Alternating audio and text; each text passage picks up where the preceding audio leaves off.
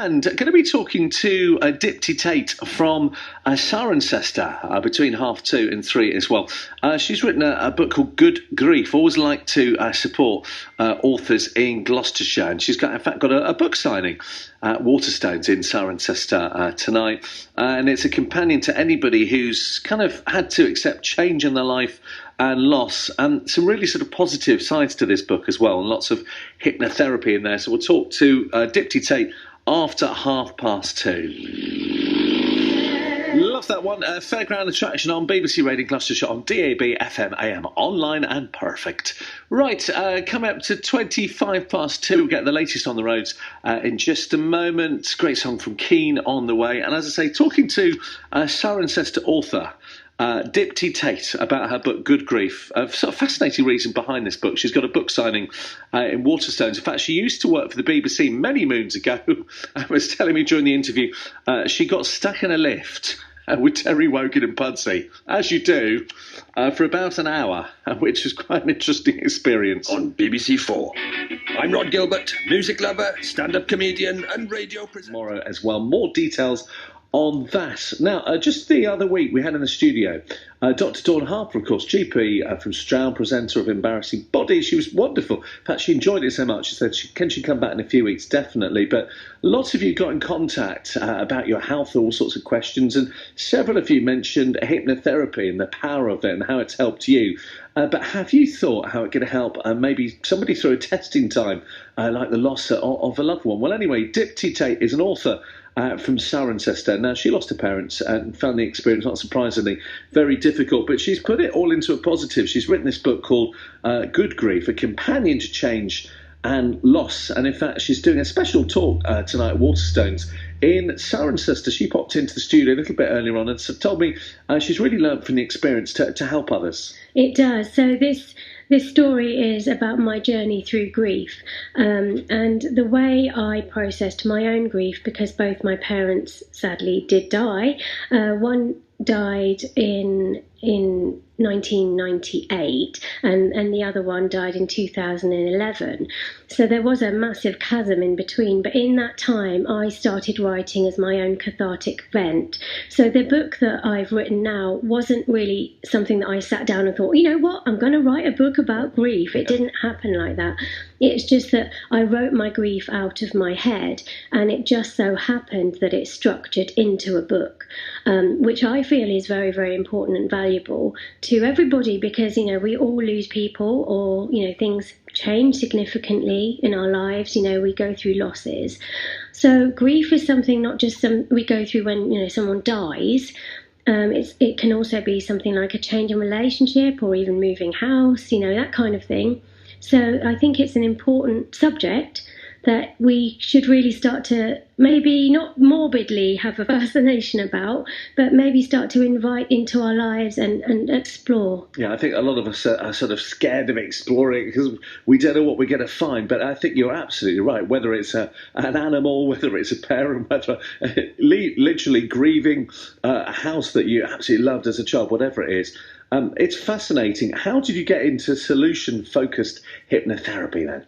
Well, solution-focused hypnotherapy was almost like an answer to me. So when my mum passed away, I decided to train as a solution-focused hypnotherapist. The model of solution-focused hypnotherapy does what it says on the tin. It focuses on a solution. So, of course, we've got a past behind us. That is our history, and we learn from the past. We use the past as a teacher. But the problem comes when we dwell in the past and we just sit in that sort of space. So with the solution-focused work, what we're doing is we're acknowledging the past as a thing that's happened to us, as a thing that's shaped us, but then we're moving towards a preferred future, more of a compelling future, more of what we want to create in our lives with our solutions. So in a way, this book has been able to acknowledge that there is an emotional reaction to grief or to losing someone or to moving in that space, but we move forward and we're able to move into what we call acceptance, which is a solution.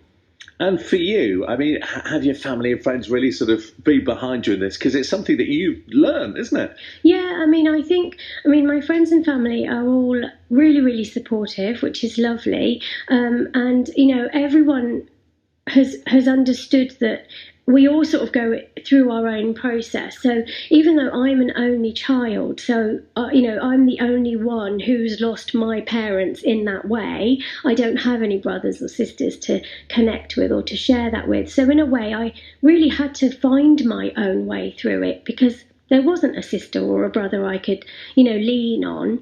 So in a way, I had to just figure it out for myself. And I used the solution-focused hypnotherapy as a way to do that. I'm just flicking through. It's called Good Grief, by the way, which is a great name and a companion to Change and Loss. And I know you're going to be in Cirencester on Thursday. Oh, is this a little bit of a sort of book signing? Yes, it's actually a book talk, yeah. And a little event that Waterstones are putting on Thursday evening, which is at 7 p.m. and everybody's invited. All you have to do is just go along and either call them or get your free ticket, and there'll be free wine, which is always a good thing. So yes, that's my first event, and then I've got a book launch happening in Nailsworth a bit later, but that's more of a VIP event. But the Waterstones is a public event.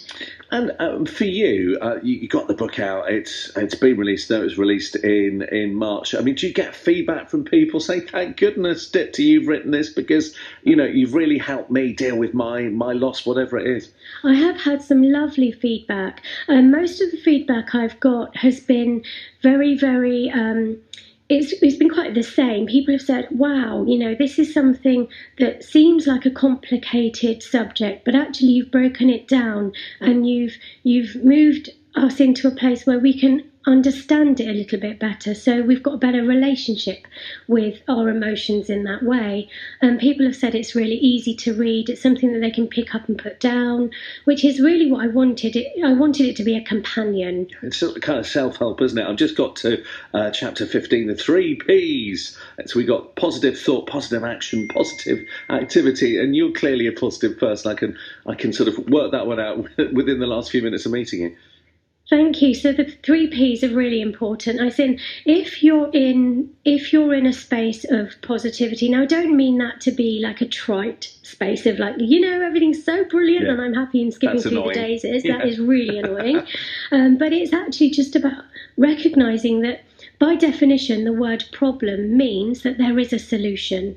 If it wasn't a problem, it wouldn't have a solution. So all we're trying to do is look behind the problem for the solution that's just sitting nicely behind it, So that's really the aim of our work, is looking for a solution. That's why it's called solution-focused hypnotherapy. And I know there's a charity which you're very much indebted to, Marie Curie. Tell us your story. Was this your mum? Yeah, so my mum, she was only given a couple of weeks to live, really, when I kind of decided to enlist the help of Marie Curie, and they were a lifesaver, literally. They came in every evening so I could go to sleep and catch some, very, important sleep while I knew that my mum was being watched or looked after. And if they hadn't have been there, I don't know what I would have done, really. So the Marie Curie nighttime nurses were a godsend. Yeah, I've spoken to many Marie Curie nurses here in Gloucestershire, and they all are incredibly modest people, and they don't realise how much of a difference they're making to people's lives. So we ought to end with a quick mention, talking about positive thoughts and making you laugh and having a good grief. I know many years ago you worked in the world of television for the BBC. What's this about being stuck in a lift? Yeah, so I was a runner at the BBC. That's how I started in Television Centre in London.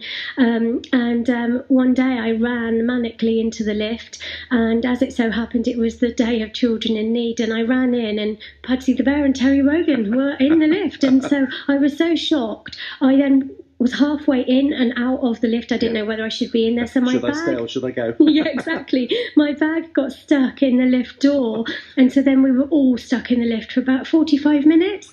Poor Pudsey, he was like sweating under this costume, so he just had to kind of derobe in the lift. I mean, of all the people to be stuck in a lift with, the wonderful late great Sir Terry Wogan. So we're having a little bit of a natter with him. Well, yeah, I mean, I don't think he was best pleased, to be honest, but, you know, I tried to make the best of the situation. Cirencester author Tipti Tate there.